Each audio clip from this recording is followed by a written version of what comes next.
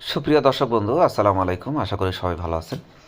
আজকের ভিডিওতে আমরা সেই আমলগুলো সম্পর্কে আলোচনা করব যে আমল করলে সহজে জান্নাতে যাওয়া যায়। জান্নাত অনন্ত সুখের আধার, শান্তি, সুনিবিড় আনন্দর পল্লী, প্রতিটা মুমিনের শেষ ঠিকানা।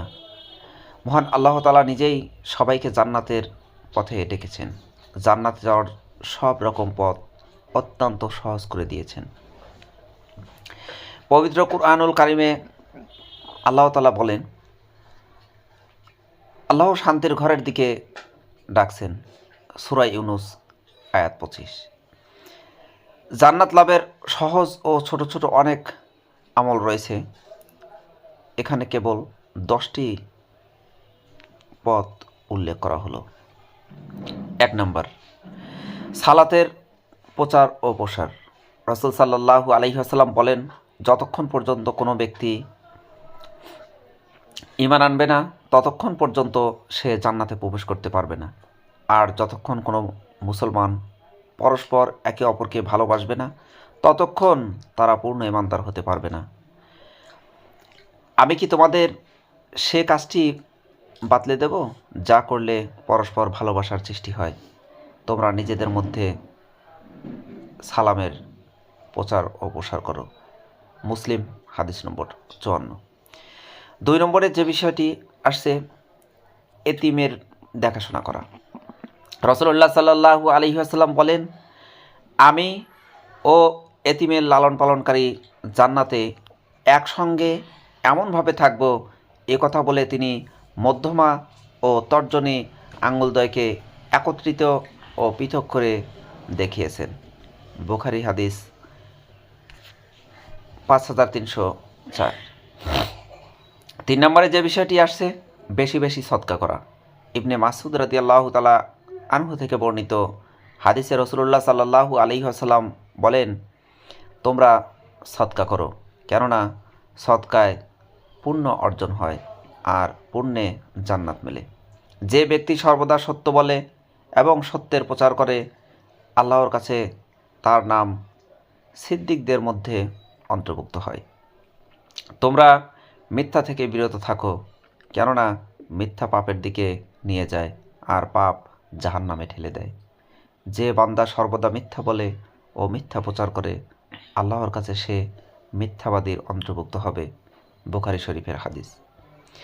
4 নম্বরে যে বিষয়টি বলা হয়েছে, মুখ ও গোপনাঙ্গের হেফাজত। রাসূলুল্লাহ সাল্লাল্লাহু আলাইহি ওয়াসাল্লাম বলেন, যে ব্যক্তি উভয় ঠোঁটের মধ্যভাগ, জিহ্বা ও 2 রানের মধ্যভাগ লজ্জাস্থান হেফাজতের দায়িত্ব গ্রহণ করে, আমি তার জন্য জান্নাতের দায়িত্ব গ্রহণ করি। বুখারী শরীফের হাদিস। 5 নম্বর বলা হয়েছে পিতামাতার সেবা। রাসূলুল্লাহ সাল্লাল্লাহু আলাইহি ওয়াসাল্লাম বলেন, ওই ব্যক্তি ধ্বংস হোক, ওই ব্যক্তি ধ্বংস হোক। তিনি আরও বলেন, ওই ব্যক্তি ধ্বংস হোক। কেউ জিজ্ঞাসা করলেন, হে আল্লাহর রসুল সাল্লাল্লাহু আলাইহি ওয়াসাল্লাম, কে সেজন? রাসূলুল্লাহ সাল্লাল্লাহু আলাইহি ওয়াসাল্লাম ইরশাদ করেন, যে ব্যক্তি তার পিতামাতা উভয়কে বার্ধক্য অবস্থায় পেল অথবা যে কোনো একজনকে বার্ধক্য অবস্থায় পেল তবুও জান্নাত অর্জন করতে পারল না, সে ধ্বংস হোক। মুসলিম হাদিস নম্বর 2551। 6 নম্বরে যে বিষয়টি বলা হয়েছে, নামাজ আদায়ে যত্নবান হওয়া। রাসূল পাক সাল্লাল্লাহু আলাইহি ওয়াসাল্লাম বলেন, যে ব্যক্তি সময় মতো নামাজ আদায়ে যত্নবান হয় তার জন্য আল্লাহর পক্ষ থেকে জান্নাতে প্রবেশ করানোর প্রতিশ্রুতি দেওয়া হয়েছে। আবু দাউদ শরীফের হাদিস। রাসূলুল্লাহ সাল্লাল্লাহু আলাইহি ওয়াসাল্লাম ইরশাদ করেন, যে ব্যক্তি ফজর ও আসরের নামাজ গুরুত্ব সহকারে আদায় করে সে জান্নাতে প্রবেশ করবে।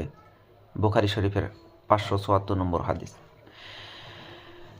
7 নম্বরে রয়েছে পড়াশোনা করা ও জ্ঞান অর্জন। রাসূলুল্লাহ সাল্লাল্লাহু আলাইহি ওয়াসাল্লাম বলেন, যে ব্যক্তি জ্ঞান অর্জনের উদ্দেশ্যে বের হবে, আল্লাহ তাআলা তার জন্য জান্নাতের রাস্তা সহজ করে দেবেন। মুসলিম শরীফের একটি হাদিস। 8 নম্বরে রয়েছে অজু করে 2 রাকাত নামাজ পড়ায়। রাসূলুল্লাহ সাল্লাল্লাহু আলাইহি ওয়াসাল্লাম বলেন, যে ব্যক্তি উত্তম রূপে অজু করে এবং একাগ্রচিত্তে তনুমনে 2 রাকাত নামাজ আদায় করে, তার জন্য জান্নাত অবধারিত। আবু দাউদ শরীফের একটি হাদিস। 9 নম্বরে রয়েছে নামাজের পর আয়াতুল কুরসি পড়া। রাসূলুল্লাহ সাল্লাল্লাহু আলাইহি ওয়াসাল্লাম বলেন, যে ব্যক্তি প্রত্যেক ফরজ নামাজের পর আয়াতুল কুরসি তেলাওয়াত করবে তার জান্নাতে প্রবেশের জন্য মৃত্যু ছাড়া আর কোনো বাধা নেই।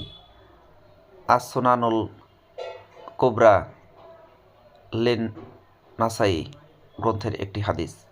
সর্বশেষ 10 নম্বরে যে বিষয়টি উল্লেখ করা হলো সেটা হলো আসমাউল হুসনা আয়ত্ত করা।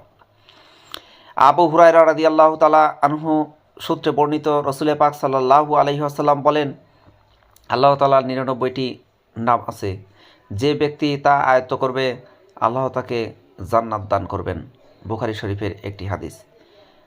আল্লাহ আমাদের জান্নাতের উপযুক্ত হওয়ার তৌফিক দান করুন। চিরজীবন ঈমানের সাথে অবিচল রাখুন। সুপ্রিয় ভিউয়ার্স, এই ছিল এখনকার মতো। নেক্সট আপডেট দেখার নিমন্ত্রণ জানিয়ে বিদায় নিচ্ছি। সবাই ভালো থাকুন, সুস্থ থাকুন। আল্লাহ হাফেজ।